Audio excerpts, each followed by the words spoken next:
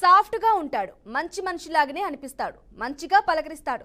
ఇది హీరో క్యారెక్టరే అనుకుంటే పొరపాటు. మన సినిమాలో లాగా స్టార్టింగ్ లో మంచోడిలా చూపించి చివర్లో ఒక్కసారిగా రివీల్ చేస్తారు వాడే విలన్ అని.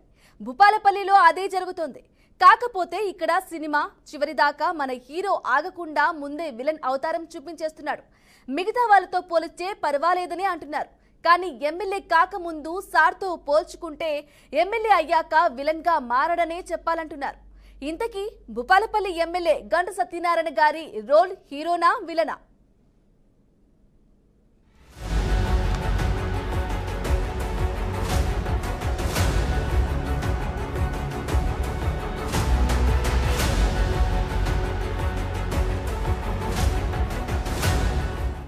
రాజకీయాల్లో చాలా కష్టపడ్డాడు. ఎమ్మెల్యే కావడానికి చాలా కసరత్తు చేశాడు. ఎట్టకేలకు కాంగ్రెస్ తరఫున ఎమ్మెల్యే అయి ఇప్పుడే ఫస్ట్ టైం ఎమ్మెల్యేగా ఏడాది పూర్తి చేస్తున్నారు గంట సత్యనారాయణ. అయితే పనులు చేయించాలని ఉన్నా నిధులు అందటం లేదని ఆయన వర్గం చెప్తుంది. కాకపోతే సార్ తనను గెలిపించిన కేడర్ను వదిలేశారని వారంతా బాధపడుతున్నారు. మొన్న ఎన్నికల్లో ఆయనతో నిలబడి గెలిపించిన వారిని దూరం పెట్టి పాత తెలుగుదేశం కేడర్ను కలుపుకొని పోవడంతో వ్యవహారంలో తేడా కొడుతుంది.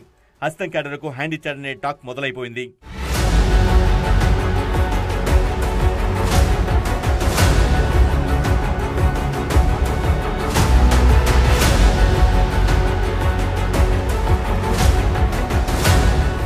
ఇక భూపాలపల్లికి దగ్గరలో కాళేశ్వరం ప్రాజెక్టు ఉంది. ఇక్కడ ఇసుక రీచులు ఎక్కువగా ఉంటాయి.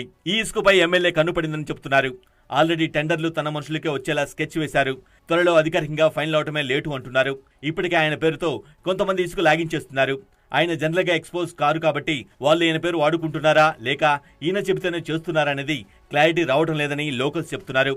ఇసుకే కాకుండా గ్రావెల్ విషయంలోనూ ఇదే తంతు నడుస్తుందంటున్నారు.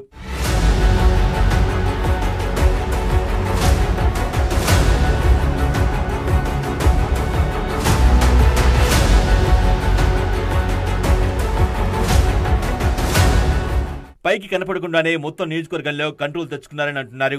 లీగల్ బిజినెస్ అయినా ఇల్లీగల్ బిజినెస్ అయినా అంతా ఆయన కనుసన్నలోనే నడుస్తుందని ఆరోపణలు వినపడుతున్నాయి. బొగ్గు గ్రేడింగ్, కలప తరలింపు ఇలా అన్నింటిలోనూ ఆయన మార్కు, ఆయన స్టాంపు లేనిదే ఏదీ జరగని పరిస్థితి ఏడాదిలోనే రావడం అందరినీ ఆశ్చర్యానికి గురిచేస్తుందంటున్నారు. గతంలో అప్పటి ఎమ్మెల్యే గండ్ర వెంకటరమణారెడ్డి 250 ఎకరాలు కబ్జా చేశారంటూ ఆ ఎపిసోడ్ అంతా లీడ్ చేసింది ఈ గంట సత్యనారాయణ రావే. అదే పెద్ద మనిషి ఇప్పుడు ల్యాండ్స్ లెక్కలు తీయిస్తూ ఎక్కడ వాలాలా అని ఆలోచిస్తున్నారనే ఆరోపణలు వస్తున్నాయి.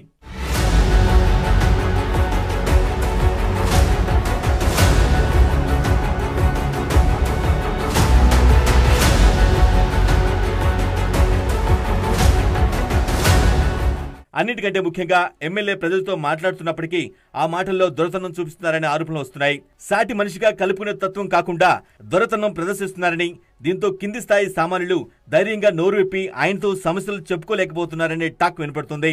ఒకవైపు నిధులు లేక అభివృద్ధి వెనుకబడుతుంటే ఈయన ధోరణితో ప్రజలు కాస్త దూరంగా వ్యవహరిస్తుంటే కేడర్ అయితే చాలా అసంతృప్తితో రగిలిపోతుంటే ఎమ్మెల్యే గంట సత్యనారాయణ హీరో అనాలా విలన్ అనాలో అర్థం కావడం లేదంటున్నారు స్థానికులు.